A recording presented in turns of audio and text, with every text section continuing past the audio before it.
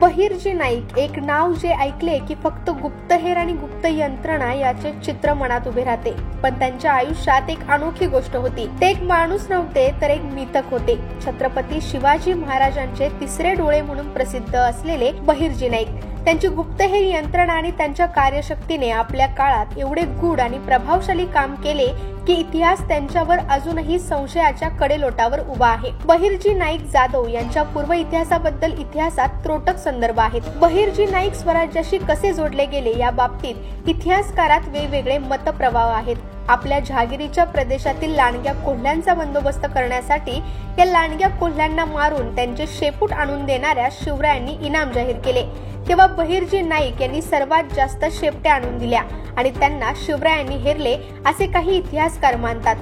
तर शिमग्याचा खेळ पाहत असताना वेगवेगळी सोंगे वठवणारे बहिर्जी नाईक शिवरायांच्या नजरेत भरले असे काही इतिहासकार मानतात. मतमतांतरे काहीही असोत, पण बहिर्जी स्वराज्याच्या अत्यंत प्राथमिक अवस्थेपासून शिवरायांसोबत होते हे निश्चित. कधी काळी जिथे गुप्तहेर कोण असू शकतो याचा विचारही लोक करत नसे, तिथे बहिर्जी नाईक या माणसाने आपल्या अद्वितीय पद्धतीने सर्वांना चकित केले. सुरत शहरामध्ये होणाऱ्या लुटीची तयारी करत असताना बहिर्जी नाईक यांची गुप्तहेर यंत्रणा सज्ज झाली. शत्रूच्या गोटातील प्रत्येक हालचाल त्यांनी आधीच माहिती केली होती. माहिती घेत असताना तो भिकाऱ्याच्या वेशात फिरत होता. अचानक एक साधा माणूस शिवाजी महाराजांसाठी शत्रूंचे गुपित उचलून ठेवणारा बनला. अफजल खानाची पराभवाची गुप्त योजना. आता थोडं मागे जाऊन पहा. अफजल खानाची गुप्त योजना, त्याची वाट लागलेली योजना आणि कसं त्याच्या मृत्यूची रणभूमी बहिर्जी नाईक यांच्या गुप्तहेर यंत्रणेकडून गोळा केलेल्या माहितीतून तयार झाली. कुठे, कधी, कशा प्रकारे प्रत्येक गोष्ट काळजीपूर्वक ठरवली होती आणि तो क्षण आला. शिवाजी महाराज आणि अफजल खान यांच्यातील ऐतिहासिक युद्ध, ज्यात शिवाजी महाराजांचा विजय निश्चित करण्यात गुप्तहेर यंत्रणेची महत्त्वपूर्ण भूमिका होती. आग्र्याहून सुटकेची अविस्मरणीय घटना म्हणजे एक रोमांचक कथा आहे. आग्र्याहून शिवाजी महाराजांच्या सुटकेची.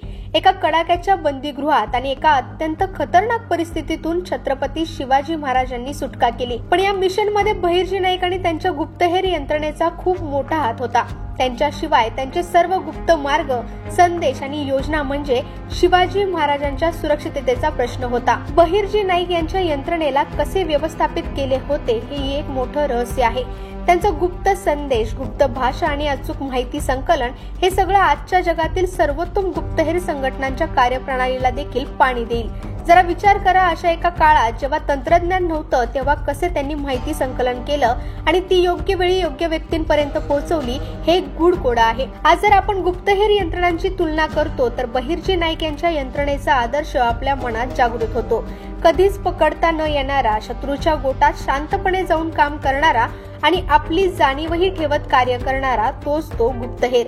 त्याच्या कार्याची तुलना आजच्या गुप्तहेर यंत्रणाशी केली जाते. एक गोष्ट मात्र निश्चित, बहिर्जी नाईक हे फक्त इतिहासाचा एक भाग नव्हते. ते एक जीवन, एक गुप्तहेर यंत्रणा आणि एक रहस्यमय नायक होते.